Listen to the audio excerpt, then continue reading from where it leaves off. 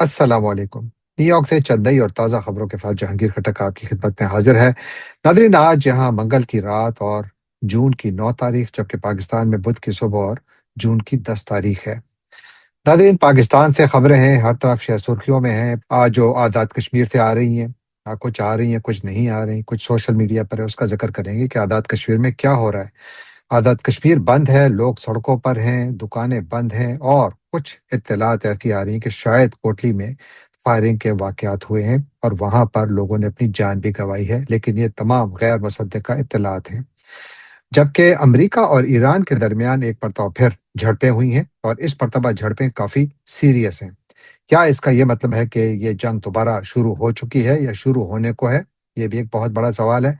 इस पर भी बात करेंगे और आखिर में थोड़ा ज़िक्र भारत के एटमी हथियारों का, बहुत अहम खबर है, उसकी भी बात करेंगे। लेकिन सबसे पहले ज़िक्र आज़ाद कश्मीर का, जहाँ से इत्तलात बहुत ज़्यादा परेशान-कुन आ रही हैं। इत्तलात यही हैं कि आज जो जॉइंट अवामी एक्शन कमेटी है, जिस तरह उन्होंने ऐलान किया था कि वो पूरे आज़ाद कश्मीर में शटर डाउन करेंगे, पहिया जाम हड़ताल करेंगे और मुज़फ़्फ़राबाद की जानिब लॉन्ग मार्च करेंगे। इस सिलसिले में आज़ाद कश्मीर के मुख्तलिफ शहरों से काफ़िले रवाना हुए, मीरपुर से, कोटली से और रावलाकोट वगैरह मुख्तलिफ इलाकों से निकले और इलाके मुख्तलिफ बंद पड़े हैं। इन इलाकों में लोग हज़ारों की तादाद में निकले, जो विजुअल्स आ रहे हैं वो यही दिखा रहे हैं कि बहुत बड़ी तादाद में लोग निकले और जो इत्तलात आ रही हैं वो यही हैं कि यहाँ पर कारोबार भी बंद रहा। चूँकि आज़ाद कश्मीर के अक्सर इलाकों में इंटरनेट और फ़ोन सर्विस तकरीबन मुअत्तल है, तो उसकी वजह से भी जो इत्तलात आ रही हैं वो मुकम्मल तौर पर वाज़ेह नहीं हैं। काफ़ी देर बाद आती हैं या जो आती हैं, वो भी ज़्यादा वाज़ेह नहीं हैं। और जो आज़ाद कश्मीर की हुकूमत है, वो एक अजीब किस्म का काम कर रही है, वो उसका भी मैं ज़िक्र करता हूँ। लेकिन आज की हड़ताल मेरी राय में जो जॉइंट अवामी एक्शन कमेटी ने करवाई या जो ऐलान किया था उसका, तो उस पर अमल दरामद हुआ, लोग निकले और लोग निकल चुके हैं। इसी दौरान सोशल मीडिया अकाउंट्स पर कुछ इस किस्म के दावे किए जाने लगे कि कोटली के एक हॉस्पिटल में रेंजर्स पर ये इल्ज़ाम लगाया जा रहा है कि वो अंदर गए और उन्होंने कुछ मरीजों को गोली मारी। ये वो खबरें हैं जो गैर मुसद्दक़ हैं। मैं इनको इस वक़्त भी सच नहीं समझता, लेकिन चूँकि ये रिपोर्ट हो रही हैं और इवन बर्तानिया में इस खबर के मुताल्लिक एक मुज़ाहरा भी हुआ है लुटेन में, तो इसलिए इसका ज़िक्र करना ज़रूरी है।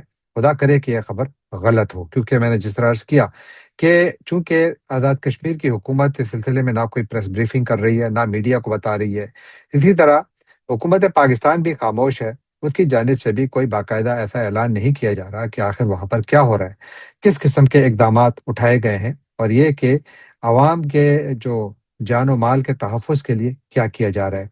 एक चीज़ सबको मालूम है कि कम से कम 14,000 जो सिक्योरिटी फ़ोर्सेस जो हैं उनको आज़ाद कश्मीर भेजा गया। हज़ारों की तादाद में यानी फ्रंटियर कॉन्स्टेबलरी या जिसको आप फेडरल कॉन्स्टेबलरी कहते हैं, उनके जो सिपाही हैं उनको भेजा गया, पुलिस को भेजा गया स्पेशली पंजाब से और फिर आज़ाद कश्मीर की अपनी पुलिस भी मौजूद है और रेंजर्स के आने की भी इत्तलात है। तो वहाँ पर हज़ारों का इज्तिमा है सिक्योरिटी फ़ोर्सेस का। अब वहाँ पर मामलात वहाँ खड़े हैं कि जहाँ पर डायरेक्ट तसादुम है। अगर आप आज़ाद कश्मीर के जो इंस्पेक्टर जनरल ऑफ पुलिस हैं, उनकी एक वीडियो वायरल है और जहाँ पर वो बड़े ही ढटाई से कह रहे हैं कि हम हमारे ऊपर गोली चलाई गई है, हम गोली का जवाब गोली से देंगे। वो इस किस्म की तकरीर फरमा रहे हैं कि गोया वो एक सरकारी अफ़सर नहीं है, बादशाह हैं। उनकी मर्ज़ी जिस पर गोली चलाएँ, जैसे चलाएँ, उनकी मर्ज़ी। उनसे ना कोई पूछने वाला है। हालाँकि मेरी राय में अगर ये किसी नॉर्मल मुल्क में कोई पुलिस का सरबराह इस किस्म का बयान देता तो वो इस वक़्त खुद जेल में होता। क्योंकि ये आइन और कानून की खिलाफ वर्जी है कि आप चौक पे खड़े होकर ऐलान कर रहे हैं कि हम गोली चलाएँगे, क्योंकि मेरे जवानों पर गोली चलाई गई है। यानी वो अपने आप को ना हुकूमत का ताबे समझते हैं, ना कानून का ताबे समझते हैं, बल्कि जो उनके ज़हन में आया वही उन्होंने फरमा दिया। तो एक अगर इस ज़हनियत के लोगों को वहाँ पर भेजा गया है, तो आप सोचिए कि अगर इस किस्म के इत्तलात वहाँ से आएँ कि जी वहाँ पर गोली चली है, अस्पताल में जाकर गोली चलाई गई है, तो क्या इस बात पर कोई एतबार करेगा कि नहीं? या इसको इग्नोर कर सकता है? एतबार करे ना करे, कम से कम मैं फ़िलहाल इसको इग्नोर तो नहीं कर सकता, लेकिन यकीनन इसको मैं बहुत सीरियसली लूँगा। खुदा करे कि सब खबरें गलत हों। लेकिन ये तमाम चीज़ें क्या कर रही हैं? یہ یہاں پر مزید اشتعال پھیلا رہی ہیں۔ یہاں پر لوگوں کو دیوار سے لگایا جا رہا ہے۔ کس بات پر جھگڑا ہے اتنا؟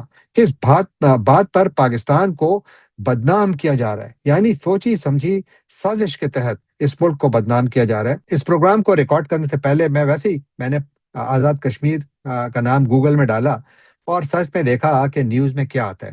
تو یہ آپ دیکھیے، میں نے اس کا ایک اسکرین گریب لیا ہے اور وہ میں آپ کے ساتھ شیئر کر رہا ہوں۔ آپ دیکھیے، مجھے بتائیے کہ اس پہ ایک مثبت خبر ہے پاکستان کے بارے میں؟ یہ درست ہے کہ زیادہ خبریں بھارتی میڈیا سے نظر آ رہی ہیں، پاکستانی میڈیا کی ایک آدھ خبر آپ کو نظر آ رہی ہے، لیکن چونکہ پاکستانی میڈیا اس وقت کنٹرولڈ میڈیا ہے، پاکستانی میڈیا پر میرا نہیں خیال کہ کسی کو اعتماد رہا ہے، لیکن جتنا بھی باقی میڈیا ہے وہاں سے پاکستان کے حوالے سے کوئی پازیٹیو خبر نہیں آ رہی۔ اب اتنا بیڈ پریس حاصل کرنے کی اتنی خواہش کیوں ہے پاکستان کے اندر حکام میں؟ کیوں اس قسم کی حرکت کی جا رہی ہے، جب اس سے پہلے اچھے خاصے مذاکرات ہوئے، بات چیت ہوئی اور اچھے ماحول میں ہوئی، اور اس کے بعد پھر بہت اچھے دعوے کیے گئے کہ جی ہم اس پر عمل درآمد کریں گے۔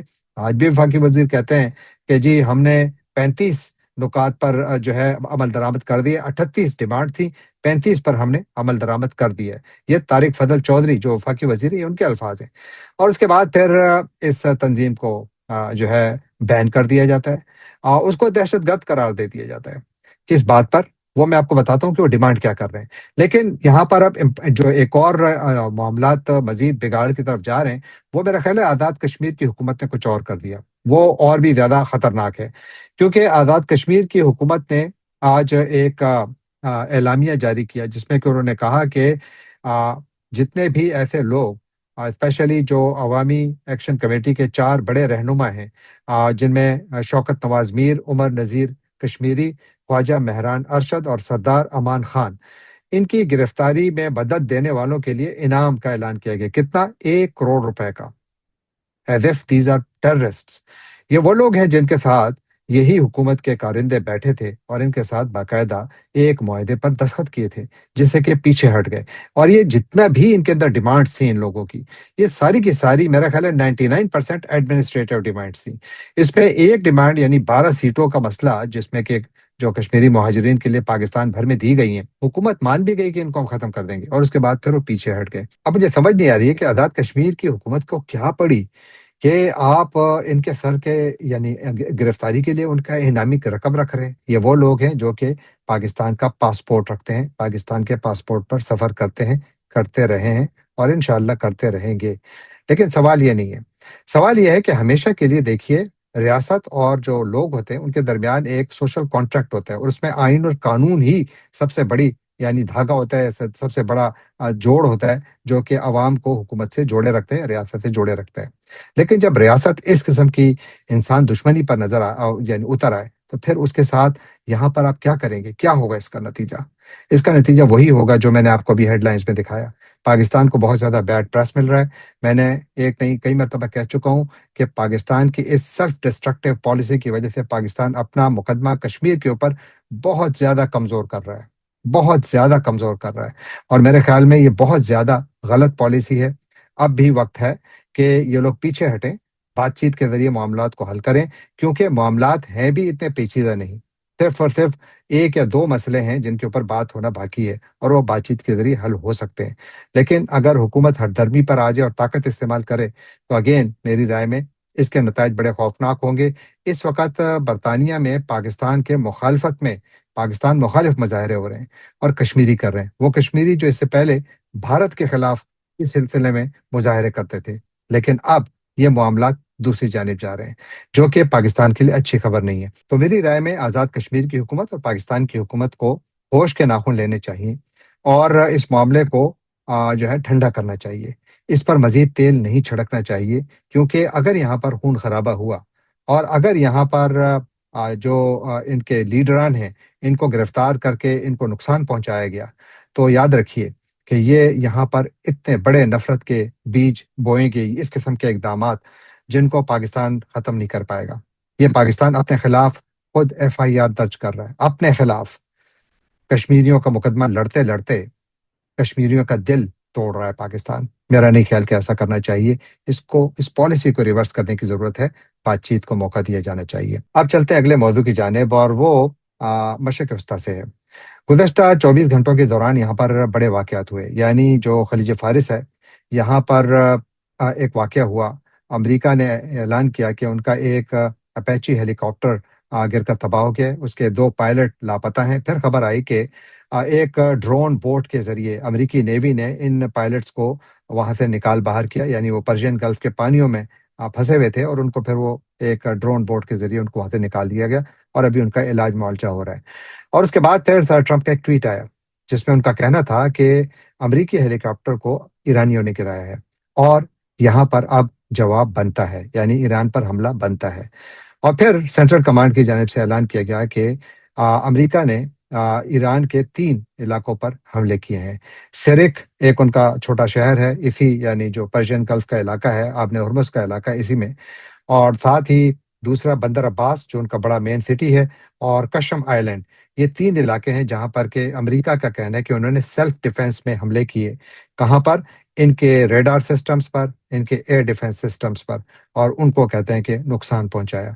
और ईरान की जानिब से 2 किस्म के बयानिए सामने आए। एक तो जो ईरान के वज़ीर ख़ारिजा हैं अब्बास अराग़ची, उन्होंने कहा कि अमेरिका इस किस्म के हमलों से हमारी डिटर्मिनेशन को टेस्ट कर रहा है और ये कि ईरान हर हमले का जवाब मुकम्मल देगा और फौरी देगा। और उसके बाद फिर उनके एक नायब वज़ीर ख़ारिजा ने इस बात को मुस्तरद किया कि ईरान ने इस हेलीकॉप्टर को मार गिराया है, लेकिन उन्होंने इस पॉसिबिलिटी को मुस्तरद नहीं किया कि शायद ये गलती से मारा गया हो। हकीकत जो भी हो, उसके बाद जब अमेरिका ने ईरान पर हमले किए और ईरान की जानिब से कोई ऐसी इत्तला नहीं आई कि वहाँ पर कितना जानी और माली नुकसान हुआ।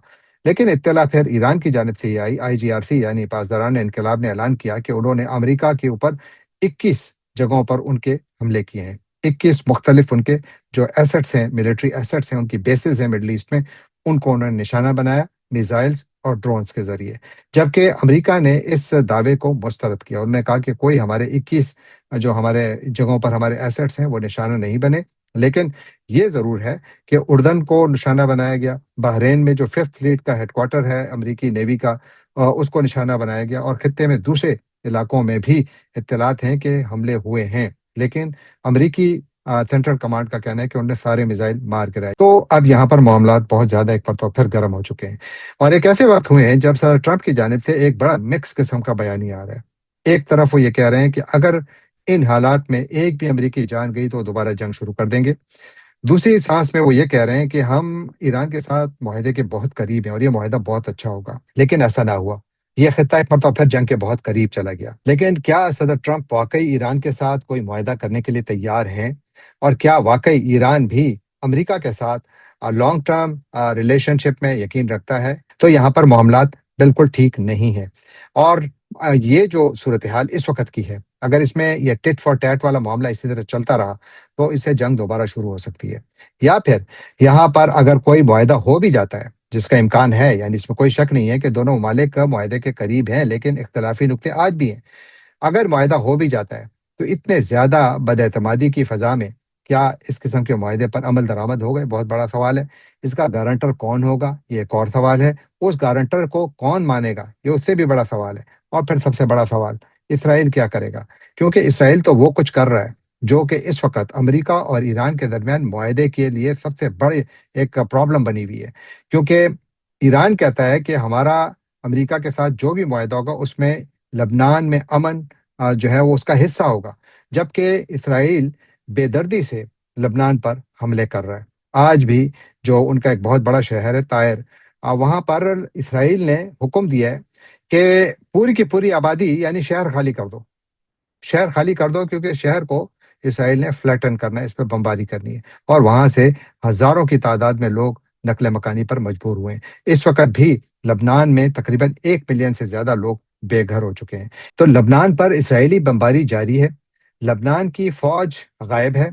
लबनान की फौज का सरबराह गायब है, वो पाकिस्तान में है। वो पाकिस्तान में क्या कर रहा है किसी को नहीं मालूम, लेकिन वो पाकिस्तान में है, पाकिस्तान की हॉस्पिटैलिटी इंजॉय कर रहा है, जबकि वहां पर उनके लोग मारे जा रहे हैं इसराइली बमबारी में।